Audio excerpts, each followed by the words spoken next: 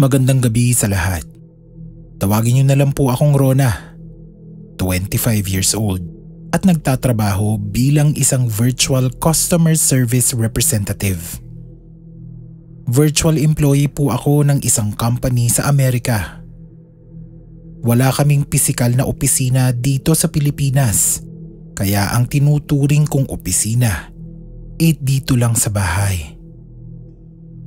Kamakailan lang ito nangyari at sa pagkakatanda ko, wala pa naman akong nararanasang kahit anong paranormal dito sa bahay namin. Ngunit noong 2021, nag-iba ang lahat. Namatay kasi yung tiyahin ko dahil sa COVID noong parehas na taon. Hindi mo naman din mapagkakaila na tatamaan siya ng grabe. Dahil bago pa man magkapandemya, madami na din siyang iniindang sakit. Kaya nung panahon na yon, hindi na kinaya ng katawan niya.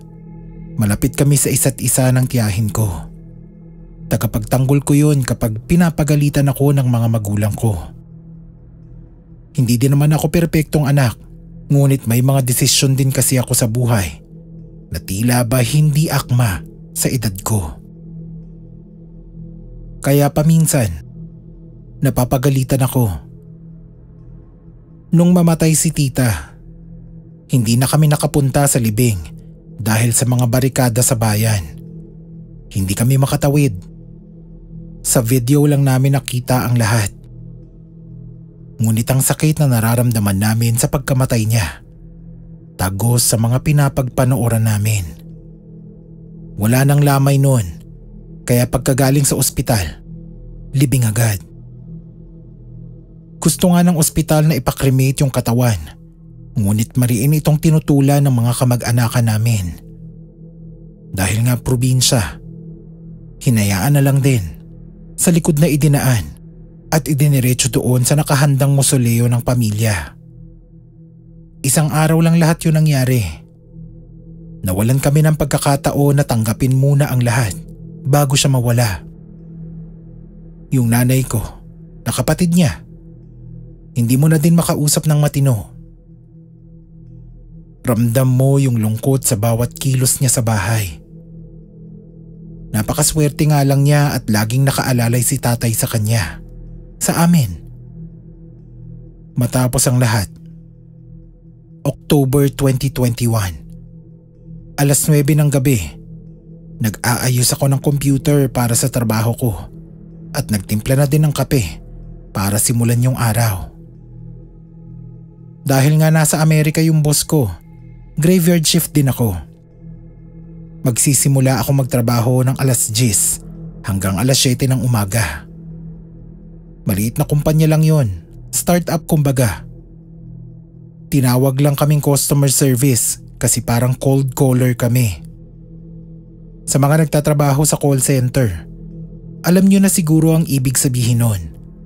Pero sa mga hindi pa, tatawag kami sa mga customers o kliyente ng kumpanya para magtanong ng detalye ng orders o di kaya mag-set up ng callback kapag wala sila. Parang appointment setter plus sales yung atake ng trabaho. Basta magulo. Sa kumpanya namin, 2 lang kaming gumagawa noon. Isa ako dito sa Pilipinas. Tapos yung isa, nandoon sa Amerika. Sa isang buwan, may mga pagkakataon lang na sobrang dami naming tinatawagan. Pero kadalasan naman, puro pagsagot sa email ang ginagawa namin tsaka mga admin na trabaho. Ibig sabihin, inaayos namin yung mga dokumento ng negosyo tsaka yung iba pang mga papeles. Maliban pa to sa mga meeting na ina-attenda namin. Nung gabi na yon, ay isa sa mga araw na sobrang dami kong gagawin. Sinabihan naman na kami ng boss namin na asahan na nga daw na marami kaming gagawin nung araw na yon dahil marami silang nakuhang bagong kliyente na dapat naming asikasuhin. Pagbukas ko pa lang ng email ko, dagsana yung mga gagawing trabaho. Sanay naman ako sa ganito ka-toxic na opisina. Mas toxic pa nga yung dati kong pinapasukang trabaho.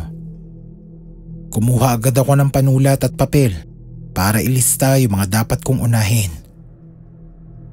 Dahil nga madami akong kailangan tawagan, yun na muna ang inuna ko.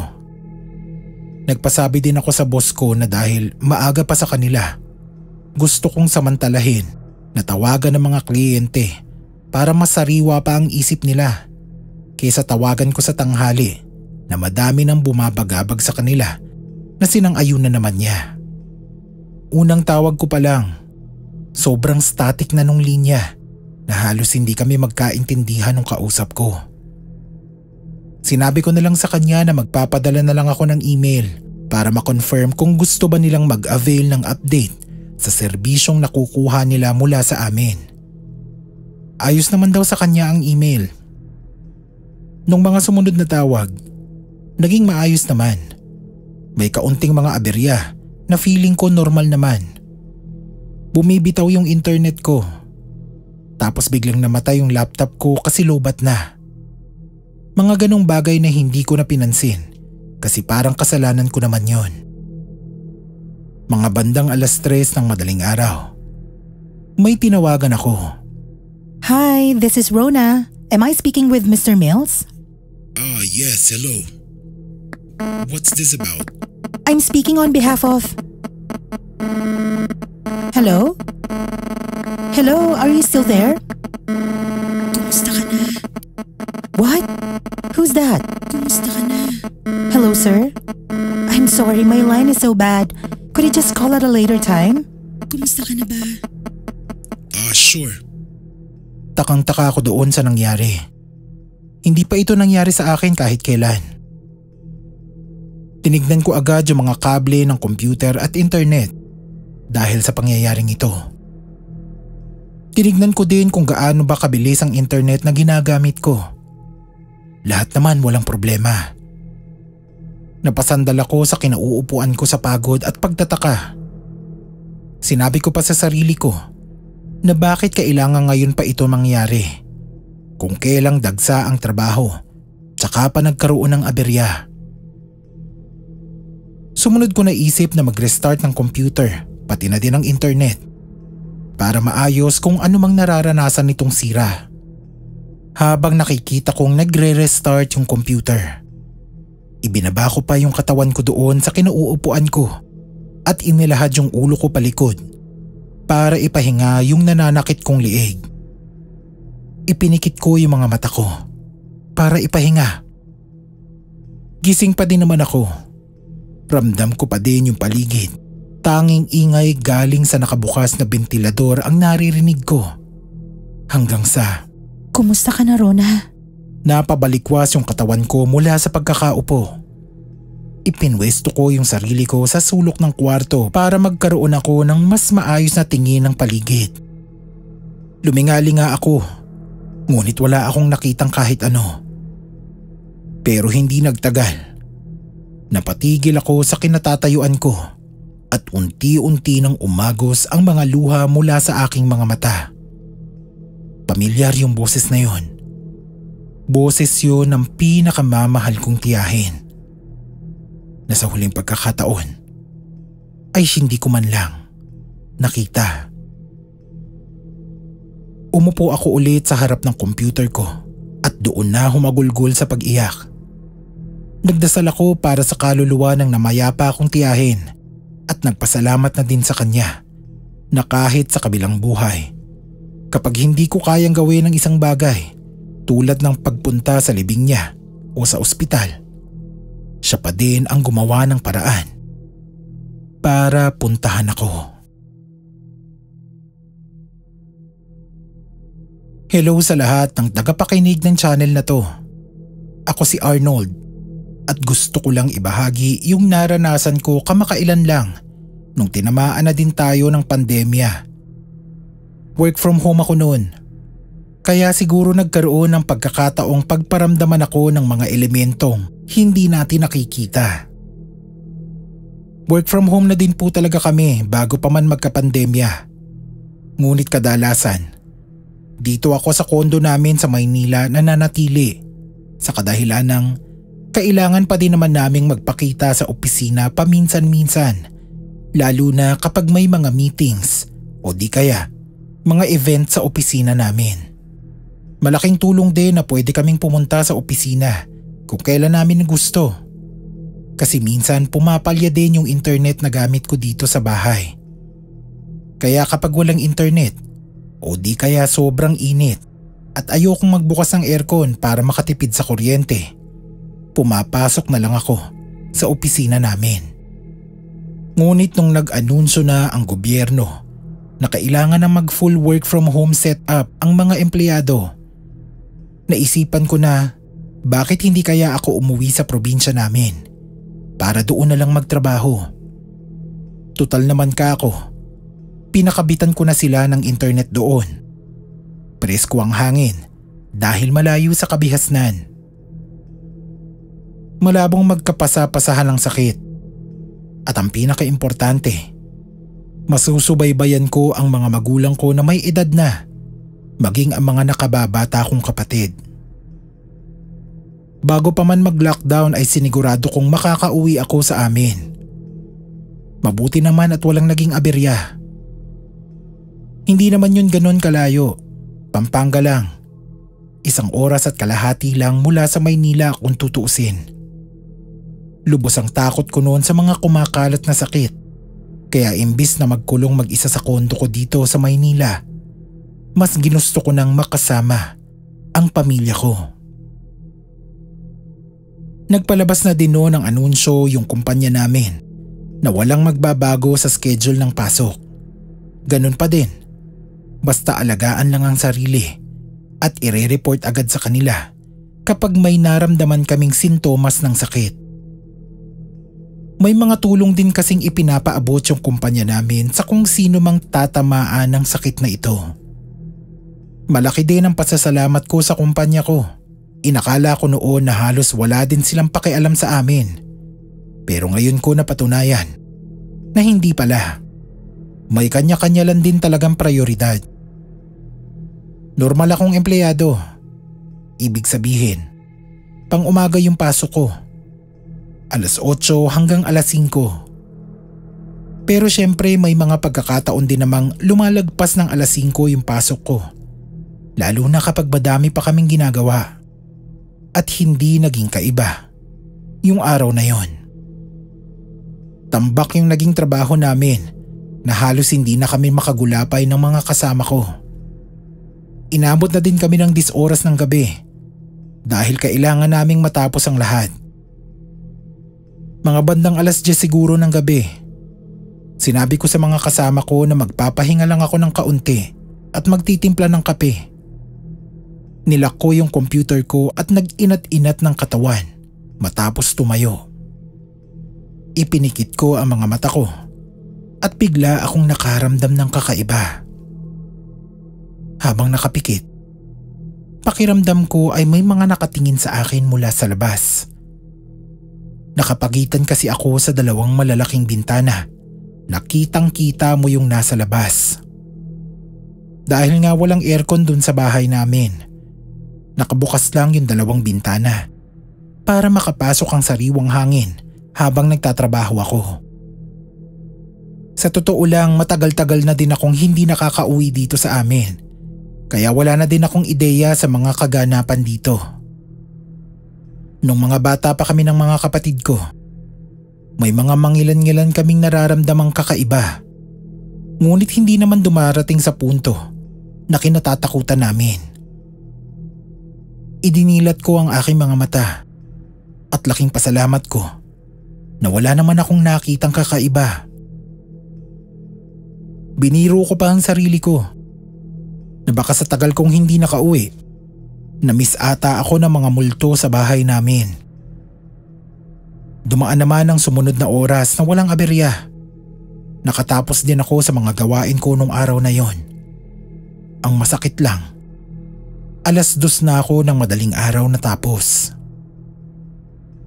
Mag-aayos pa ako ng sarili, kaya ang estimado kong oras ng pagtulog, mga 3:00 na siguro ng madaling araw. Tapos gigising ulit ng 7:00 ng umaga para simula ng bagong araw ng trabaho. Minadali ko na yung sarili kong mag-ayos para makatulog na. Mga 3:30 ng madaling araw. Nag-aagaw antok na ako noon. Nagulat na lang ako nang may maramdaman akong may biglang bumangon mula sa kama ko at madali ang nagtatakbo papunta sa pintuan. Nagulat ako noon kasi ramdam ko yung paglubog ng kutsyon ko sa pagtayo nung kung sino man yun. Agad akong tumayo at binuksan yung ilaw. Sigurado ako sa naramdaman ko. Pero pinilit ko pa din yung sarili na guni-guni ko lang yun dahil sa pagod at puyat. Pinatay ko na yung ilaw at naglakad pabalik sa kama. Ayan na naman. Nag-aagaw antok na naman ako nang bigla namang may kumatok sa pintuan. Buisit na ako noon kasi pagtingin ko sa relo, mag-aalas 4 na. Wala pa din akong matinong tulog na nakukuha. Hindi ako nagdalawang isip noon at agad binuksan ang pinto. Ngunit sa gulat ko, walang tao sa labas. Inilahad ko pa yung ulo ko para silipin kung sino ba yun. Ngunit wala akong nakita. Sinarado ko na ulit yung pinto. Ngunit pagtalikod ko, ayan na naman. May kumakatok na naman sa pinto. Huminto na ako at napaisip na hindi na to normal. Dahan-dahan akong lumapit sa pintuan ng kwarto at pinakinggan kung may tao nga ba talaga sa labas. Habang kumakatok, naririnig ko ang tawa ng isang maliit na bata na tuwang-tuwa sa ginagawa niya. Nung mga panahon na yun, alam ko na, pinaglalaruan na ako ng mga kaluluwa. Wala na kasing bata sa bahay namin. Yung bunso naming kapatid, teenager na. Hindi naman talaga ako matatakutin sa totoo lang. Kaya nung matanto ko yung nangyayari, hindi ko nalang pinansin at bumalik na sa kama ko. Maya-maya pa, nararamdaman ko na tila ba may humihiga sa tabi ko. Parang bumalik yung tumayo kanina. Sinisiksik ako sa gilid. Napadilat ako at naaninag ang isang maliit na figura sa tabi ko. Grabe yung takot ko noon pero sa isip ko, ayokong sumigaw at gusto ko na lang palampasin ang nangyayari at magtulog-tulugan na lang. Ngunit maya-maya pa, nakikita ko na yung maliit niyang kamay na unti-unting yumayakap sa bewang ko. Nung oras na yon, napatalo na ako sa kama at napasigaw ng malakas. Agad na pumunta sa kwarto yung nanay at tatay ko. Kinuwento ko sa kanila ang nangyari. Ngunit hindi ko inakala na bibigyan ako ng pangyayaring yon ng kakaibang takot na noon ko lang naranasan sa tanang buhay ko. Simula noon ay ipinakiusapan ko na yung kapatid ko na samahan ako sa kwarto kapag nagtatrabaho at kapag natutulog. Hindi ko na kasi kaya na mangyari pa ulit yun. Nagpalibot na din ng mga rosaryo at Biblia sa bahay namin para mawala ang masasamang espiritu. Awa ng Diyos ay huli na yon sa mga karanasan ko sa bahay. Ngunit isa ito sa mga hinding-hindi ko makakalimutan. Magandang gabi po sa lahat. Tawagin niyo na lang po akong Ara. Gusto kong ibahagi sa inyo ang isa sa kakilakilabot kong karanasan sa kasagsagan ng pandemya noong purong work from home lang ang ginagawa ng karamihan sa mga empleyado dito sa bansa natin. Noong medyo humupa na ang restriksyon sa pagbiyahe, usong-uso noon yung pag-work from home sa Siargao. Nag-usap-usap kami ng mga opisina namin na parang magandang ideya nga yung pagpalit ng lugar kung saan kami magtatrabaho. Kasi nakakasawa na ding makulong sa bahay ng ganoon katagal. Ngunit pare-parehas kami nang iniisip na hindi para sa amin ang dagat. Mas gusto namin yung tahimik tsaka malamig na lugar. Kaya ang unang pumasok sa utak namin ay magpunta sa Baguio. Hindi naman kami mananatili ng matagal. Gusto lang namin na magstay ng 1 linggo, magtrabaho panandalian, sabay na din sa paglibot. Sa totoo lang, hindi nga din namin matawag na work away from home yon. Kasi ang nangyari naman talaga, mas marami pa yung gala kesa sa trabaho. Mabuti na nga lang hindi ganun ka-hectic at toxic ang trabaho namin nung linggo na yon. Kaya kahit hindi namin gawin agad yung trabaho, ayos lang. Nagtatawanan pa nga kasi parang staycation ang nangyari. Marami naman tayong naririnig ng mga kwentong kababalaghan patungkol sa Baguio City. Sino pa bang hindi nakakarinig ng mga yon? Pero ako kasi, wala naman akong pakialam sa mga kwentong kababalaghan. Moderno na kasi tayo ngayon. Kaya yung mga tao, may iba nang kinatatakutan. Hindi na multo. Realidad na ng buhay ang kinatatakutan ng mga tao. Wala din naman kaming dapat ikatakot sa nirentahan naming matitirahan sa Baguio. Kasi kondo naman yung tinuluyan namin. Isa pa, sobrang moderno na din ngayon sa Baguio. Na kahit anong oras ka lumabas, lagi na ding buhay ang paligid. Maraming tao at maraming sasakyan. Tsaka maraming bukas na establishmento. Palagi din maraming tao doon sa gusali ng nirerentahan naming kondo. Kaya hindi ka na din mangingiming lumabas-labas. Lalo na kung may kailangan kang bilhin sa mga convenience stores. Payapa naman ang lahat nung umpisa. Tulad ng mga nabanggit ko, hindi mo na din paghihinalaan na may mangyayaring kababalaghan sa paligid namin. Hanggang nung huling gabi namin sa lugar na yon. Para bigyan lang ang lahat ng perspective sa tagal ng pananatili namin sa Baguio. Lunes hanggang Linggo yon. Bali Sabado ito nangyari at kinabukasan, araw ng Linggo, magche-check out na kami. July 2022 ito, eksaktong nangyari. 5 kaming magkakasama noon. 4 kaming babae, tsaka yung isang beki naming kaopisina. Nung unang araw, wala naman kaming ibang nararamdaman kung hindi yung pagka-excite sa mga posible naming gawin sa Baguio. Walang kakaiba, walang kababalaghan. Tuwang-tuwa pa nga kami noon kasi sobrang bilis ng wifi internet. Tsaka nung tinignan namin yung Grab, pwede din pala kaming magpa-deliver ng pagkain doon sa pinagsistaya namin. Perpekto ang lahat, sabi pa nga nung isa sa amin. Parang yun lang naman ang kailangan namin para makasurvive sa buong linggo ng pagtatrabaho. Ngunit kahit ano palang mangyari, hindi pa din talaga maiiwasan na magkwentuhan ng patungkol sa mga kababalaghan sa Baguio. Hindi nga lang kwentuhan eh. Minsan, nagkakatakutan na din talaga. Sa mga ganong sitwasyon, lagi naming pinapaalala sa mga sarili namin na mga matured na profesional na kami at itong mga ganitong katatakutan mga kwentong barbero lang. Tinatawanan na nga lang namin yung ganon. Tipikal na unit sa isang condominium building yung nirentahan namin. Maraming taong nagpapalakad-lakad, oo. Ngunit kapag wala namang ibang tao, sobrang tahimik ng mga pasilyo. Sa Baguio, tipikal na may pagka-open space yung mga bagong gusali para siguro makapaglabas-masok yung malamig at sariwang hangin.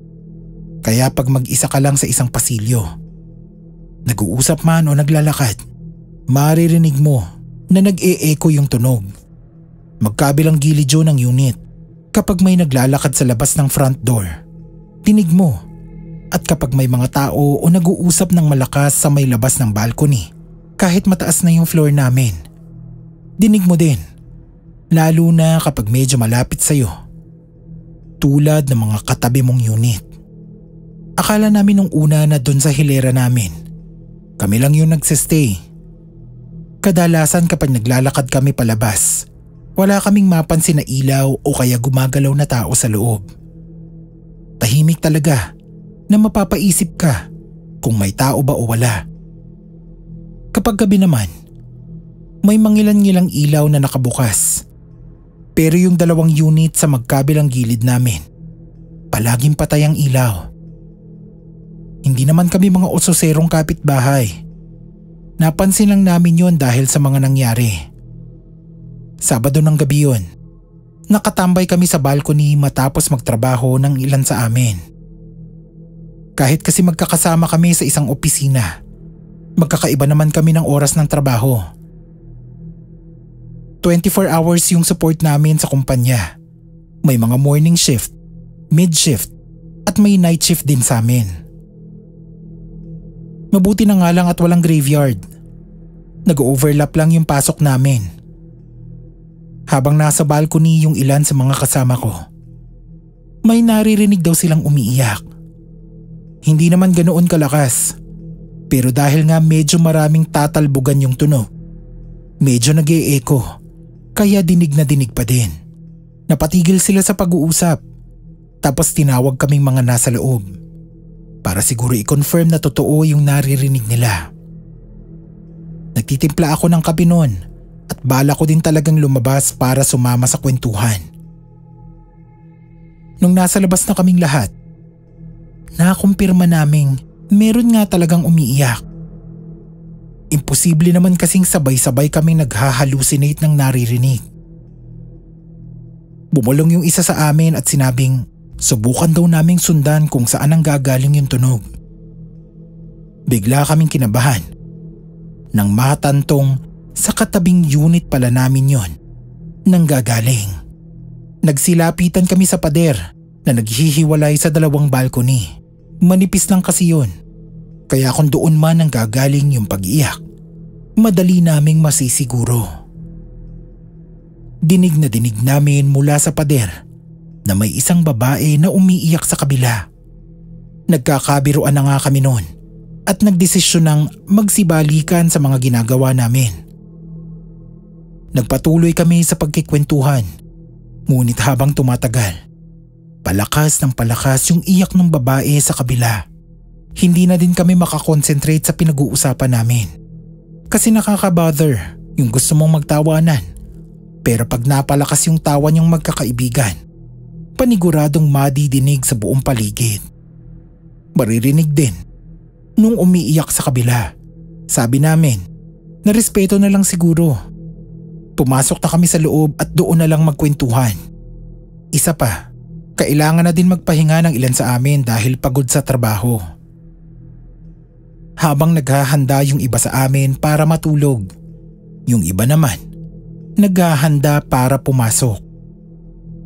Maaga din kasi kaming gigising noon kasi may pupuntahan pa kami sa umaga bago kami mag-check out ng 12:00 ng tanghali.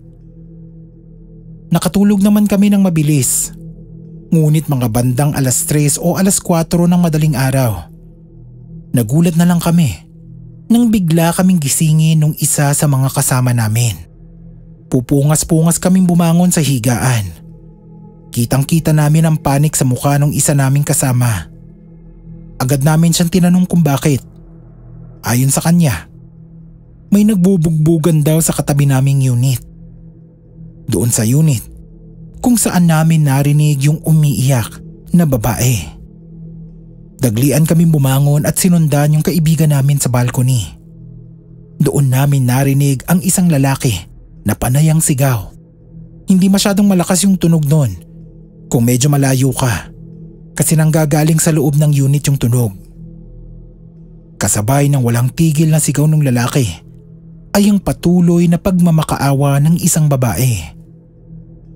Dagli ang nawala ang antok naming mga kakagising lang. Alam naman naming dapat kaming tumawag ng pulis, ngunit sa hindi mawaring dahilan, parang nagyelo ang mga katawan namin at hindi kami makagalaw sa kinatatayuan. Iniikot ng isa't isa ang kanilang mga mata para tignan kung sino ang unang gagalaw. Pero wala. Pare-parehas kaming ipit sa kinatatayuan namin habang pinapakinggan yung kaguluhan sa kabilang unit. Mga 20 minutos ang nakalipas. Biglang nanahimik ang paligid. Unti-unti din kaming nahimasmasan. Ngunit ang gulat sa aming mga isip, yun ang nanatili. In shock kaming lahat na pumasok sa loob ng unit. Walang ni isa sa amin ang nag-isip na tumawag ng pulis. Maling-mali yung pakiramdam namin nung gabing yun. Matapos ang insidente, wala nang nakatulog ni isa sa amin. Hindi din namin magawang lumabas sa balcony sa takot na marinig ulit yung nag-aaway sa kabila. Kung ano-ano na kasi yung pumapasok sa isip namin. Paano kung may nangyari palang krimen sa kabilang unit? Tapos kaming mga nakarinig, wala man lang kaming ginawa upang mailigtas ang buhay ng babae sa kabila. Sumikat ang araw at bumalik na ang normal na tunog ng paligid. Nagtimpla na kami ng kape at lumabas sa balcony. Tinitignan pa din namin ang pader na naghihiwalay sa magkatabing condo unit. Parang kahit hindi kami mag-usap-usap. Alam na namin na dapat walang makaalam ng narinig namin nung gabi na yon. Dahil kung may nangyari mang krimen doon, ayaw naming madawit. Malapit na kaming mag-check out noon kaya nag-ayos na lang kami ng gamit at naghanda na. Saktong 12:00 ng tanghali, nakaredy na kami para umalis. Kumakatok na din yung kontak namin sa admin ng building pagkabigay ng isa sa amin ng susi ng kondo. Hindi na napigilan nung kasama ko na itanong kung sino ba yung nakatira sa katabi naming unit. Tinanong ni kuya kung bakit. Sabi namin na may naririnig kasi kaming nagsisigawan kaninang madaling araw. Kita namin ang pagkunot ng noo ni kuya sa pagtataka.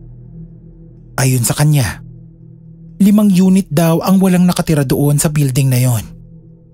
Kaya ang ginawa na lang nila, pinaparentahan. Yung 5 pinto ang magkakasunod sa hilera namin. Kasama yung nirentahan namin ay kasama sa mga unit na walang nakatira. Ang pinakahuling kwarto ay yung katabi namin kung saan kami may naririnig na nag-aaway at umiiyak. Ayon sa nakausap namin, kami lang daw ang naka-check-in noong linggo na yon. At wala naman daw ibang tao doon sa hilera namin kung hindi kami. Napangiti na lang kami kay kuya at sinabing baka nananaginip lang kami. Sobrang pagod lang namin sa trabaho. Natawa lang din si kuya at nagpasalamat.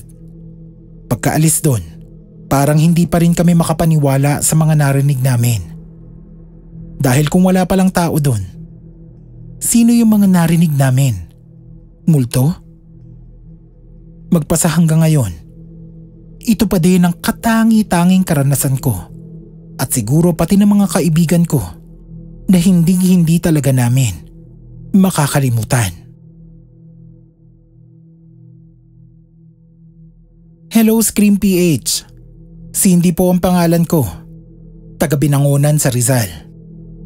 Gusto ko sanang magbahagi ng kwento tungkol sa nangyari sa akin nung panandalian akong manirahan sa bahay ng boyfriend ko na si Jason sa Antipolo.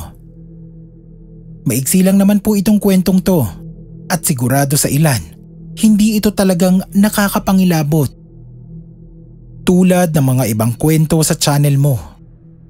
Ngunit kahit sinong pagkwentuhan ko nito, hindi din nila maipaliwanag ang nangyari. Nangyari po ito ng September 2015, mga September 25 to be exact. Hybrid setup naman kami sa department namin kahit noon pa. Sa marketing kasi ako, kaya may ilang araw na nasa bahay lang kami, lalo na kapag conceptualizing pa lang at plan building para sa mga kailangan naming gawin. Biyernes yun. Magkakaroon kami ng conference call para sa mga kliyente namin sa Amerika. Magsisimula yung meeting ng 11:00 ng gabi at tatagal siguro ng mga 2 oras kasi magpepresenta kami ng mga plano namin para sa last quarter ng 2015 at kung paano namin sisimulan ang first quarter ng 2016. Kabado din ako noon kasi ako yung magpepresenta ng naging trajectory o kung paano tumaas ang sales and revenue ng kumpanya noong mga nagdaang buwan. Mataas ang expectation sa akin noon kasi nasama yung proposal ko sa mga plano nung taon na yon at confident ako kasi malaki ang itinaas namin noon. Kahit video call yun, naghanda pa din ako ng isusuot ko para naman presentable ako sa harap ng kamera. Hiniram ko din yung ring light ng kapitbahay namin para ako maganda yung lighting ko. Bandang 8:00 ng gabi. Sobrang inis ko kasi bigla kaming nawala ng internet. Hindi ko nasasabihin kung anong internet service provider namin, pero pakiramdam ko naman, alam nyo kung ano. Yung mahilig mag-disconnect. Tinanong ko yung mga kapitbahay namin, pati sila. Wala ding internet. Sinubukan kong i-connecta yung cellphone ko at gagamitin na lang yung data para makapagtrabaho. Ngunit hindi kaya ng connection ko yung VPN namin. Wala akong ibang choice noon kung hindi tawagan yung boyfriend ko na taga Antipolo. Hindi siya yung una kong tinawagan kasi ang layo niya sa amin.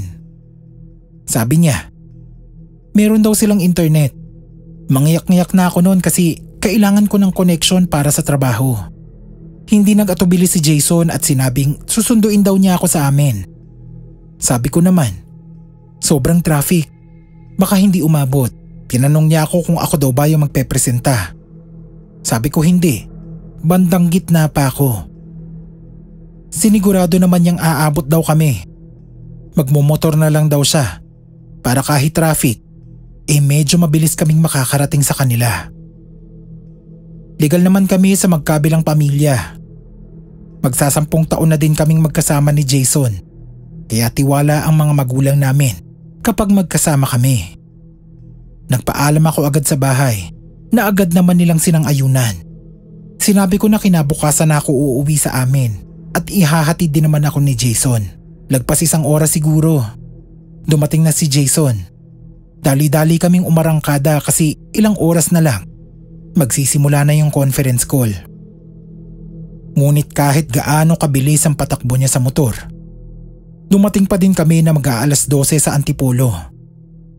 Sunod-sunod na yung chat sa akin ng mga ka-team ko kasi malapit na daw yung presentation ko. Dali-dali kaming nag-set up ng boyfriend ko doon sa kwarto niya para tahimik. Habang binubuksan niya yung computer ko, nagbibihis naman ako. Hindi ko na nadala yung ring light na hiniram ko. Wala na din akong paki kung plakado ba yung itsura ko. Basta ang nasa isip ko lang, dapat nandoon ako sa meeting. Saktong-sakto yung pag-login ko noon. Patapos nang magsalita yung boss ko. Ako na yung magpepresenta. Bumati na ako sa mga naroon sa conference. Sinabi ko sa kanila na bigyan ako ng ilang segundo para i-open yung PowerPoint ko.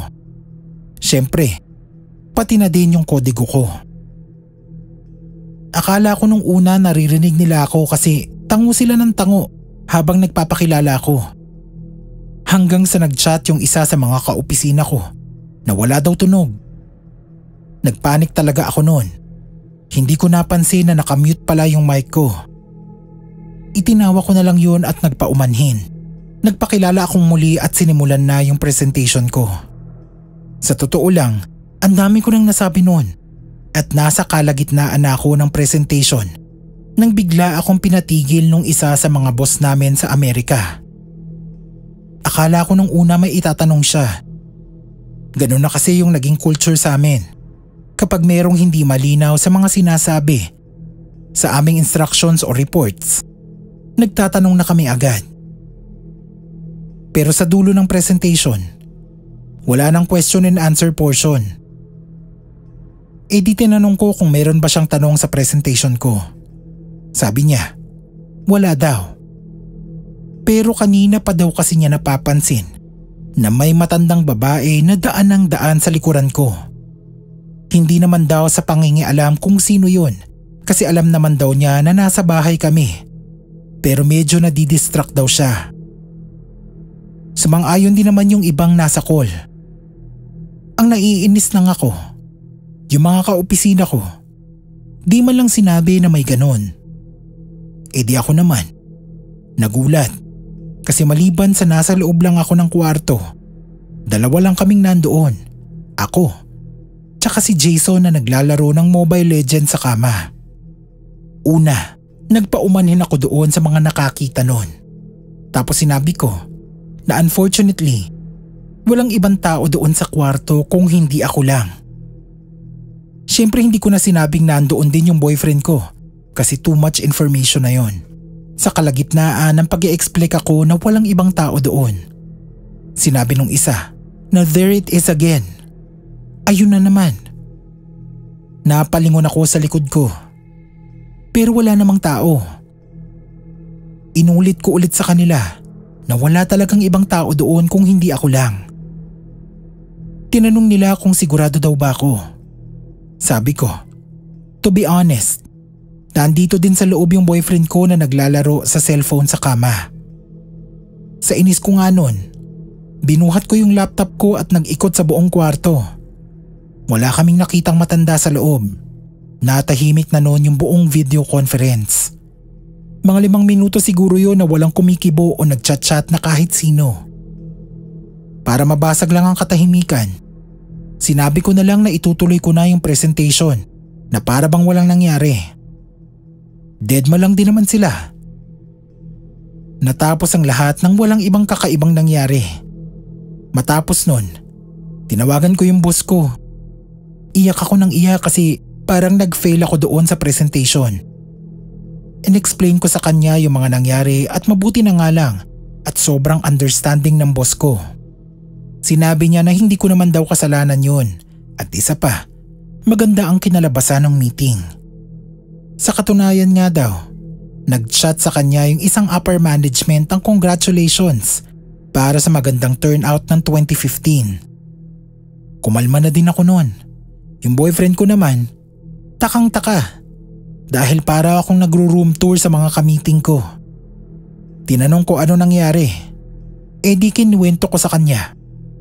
Nanlaki yung mga mata niya at sinabing, hala, baka si Lola Naning yun.